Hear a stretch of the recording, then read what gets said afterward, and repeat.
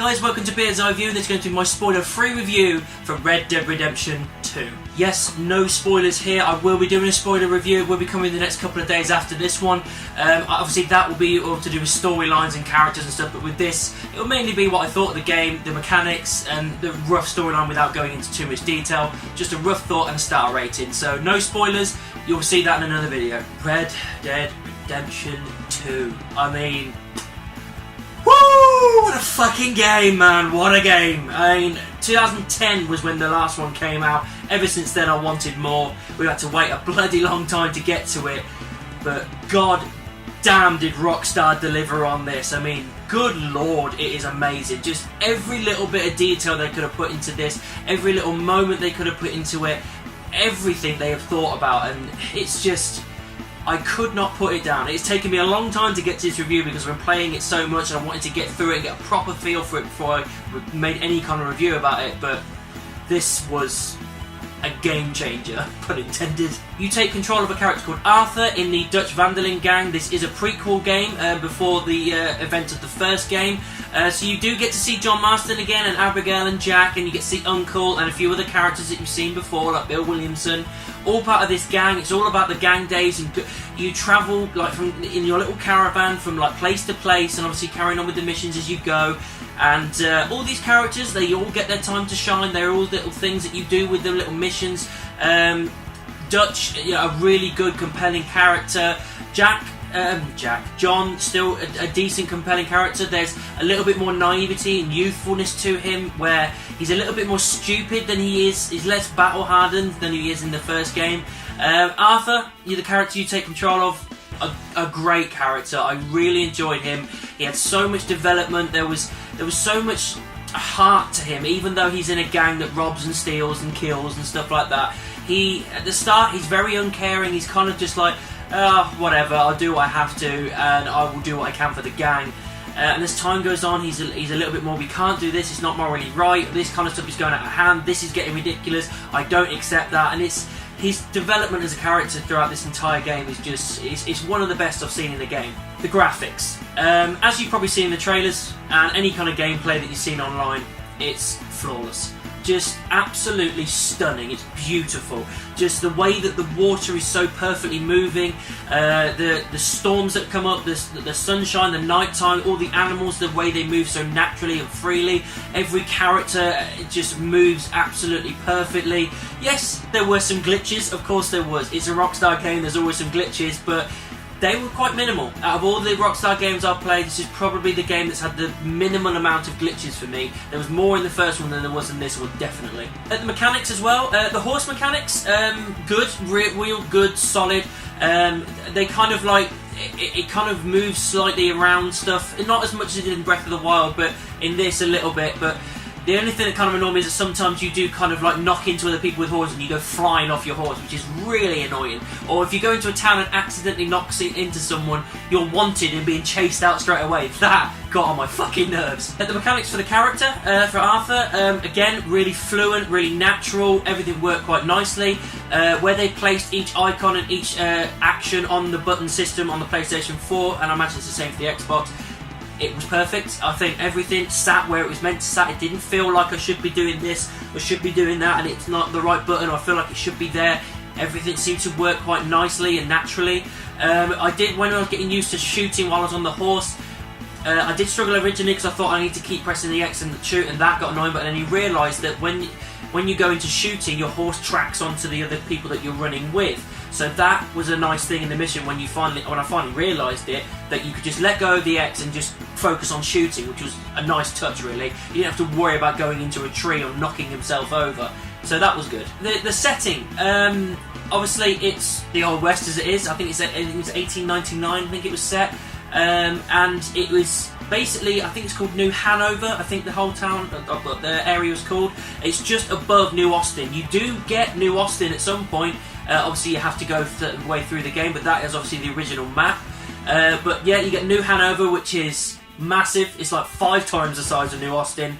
You get some really awesome mountain and snowy areas. You get loads of nice lakes and sea areas as well. Great towns as well. Saint Denis, as you've probably seen in the trailers, the big city. that was a nice touch as well, because the biggest thing we got in the last game was Blackwater, and that was just a little town, and it puts it to shame. This is a massive industrial city, properly industrial revolution city, loads of smoke everywhere, taverns, tailors, bars, loads of different things to be doing. Obviously you've got loads of things to be doing as well, like your five-finger fillet, your card games. You can drink, you can eat, you have to bathe yourself, you have to sleep, you have to do the same with the horse. You have to keep him in good condition, otherwise he doesn't run as well. You have to keep your guns in good condition, otherwise they may misfire. Yes, it can get a little bit annoying with like the realistic reload, but overall when you get used to it, I think it was a great touch to make it that realistic. Even down to like silly little things like when you're growing like a beard or your hair, the way it naturally moves in the wind, just perfect. They even do a thing where if you're in a cold region, the horse's testicles shrink up. That's the kind of detail they're putting into this. It's completely unnecessary, doesn't need to be done. No one's looking at the fucking horse's balls when you're in the cold region, no one's doing that. But the fact that they're putting that kind of detail in shows how real they want to make this game feel. And like I said, they do it perfectly. But the Deadeye as well, I think that's been improved. I think it's a lot more fluent, it's a lot more natural, it flows a lot better. So yeah, I can't really complain with that. I think that, and it builds itself up so you can do something at some point, then it increases to like halfway through the game, and again it gets better and regresses as you progress with the character. I won't go into spoilers with the story here because that's for the next video, but story wise I think it is one of the most compelling, rich stories I've ever played in a game. Even it rivals TVs and movies as well. It's just such a great storyline about this gang and about your character and the travels it goes on, the things you get up to, leading up to the point where you get to where John is in the first game, and they really do well with it. I can't go into too much detail, of course, but it's so compelling. Like, there's things that you're going through and you think, right, that's going to be the main goal, or that's going to be the main bad guy. Then they just flip it on its head and things change and it goes that way. Things become a footnote compared to this. They expand everything, and they, like I said, they give every character their time to shine and their moment, so that you feel invested in this camp, you feel invested in this gang that you're a part of, that you're trying to keep together, because you've got to keep feeding them and clothing them and putting money into the tin and everything to buy things for the camp to keep everyone going. And it has that camaraderie to it where, you know, when you're doing these missions with these characters, you feel for them, so you want to put the money in, you want to earn money from Bounty Hunt to put that into the kitty. And I think that is just a real nice thing to be doing, because obviously in the first Red Dead you're pretty much on your own. You're doing what you need to do to get back to the point where you can get with your family again. With this, you're all together, you're moving from place to place, all together as a team, and it was just a real nice, natural touch, and I think it worked brilliantly. Variety as well. When it comes to your weapons, so much variety. There is so many different weapons that you can put into use when you get the money. Food and your ammunition, horse care, all this stuff. There is so much stuff to do. Clothing as well.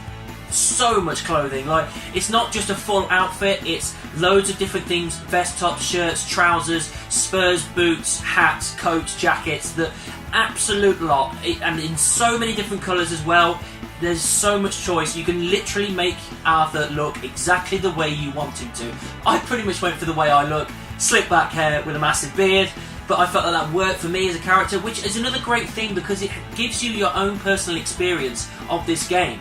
When you're watching it on YouTube and that, you're not invested as much because the character looks different. You can make it look the way you want, and that instantly gives you that complete own experience that no one else will have because he looks different. Guys, overall, Red Dead Redemption 2 is quite a few years in the making, and we have waited a long time for it, and they did not disappoint. Everything they put into this, their blood, sweat, tears, time and money into this game, they have delivered an absolute perfection of a game. It is one for the ages. It has perfect mechanics, it has great characters, it has so much stuff to do, a massive open world, a great and gripping storyline. There is not really anything I can take away from this game other than a couple of glitches here and there, which you expect in most games these days. Apart from that, I think this game is an absolute world beater. It's up there with Ocarina of Time, which is my all-time favourite game. It is just under that. It is that good of a game. I can't really stress this enough. If you have not played this game yet, you need to pick up that game right now and start playing it, because it is absolutely incredible, and there's no doubt in my mind I'm giving my highest rating at a high 5 stars. So that's what I thought of Red Dead Redemption 2. What did you think about it? Let me know down in the comments or send me an email. You can also find me in the various social media, Facebook, Twitter, Instagram and Tumblr. Just type in Beard's Eye View anywhere and I'm sure you'll find me. And don't forget to like, subscribe and share my videos. I'll see you soon.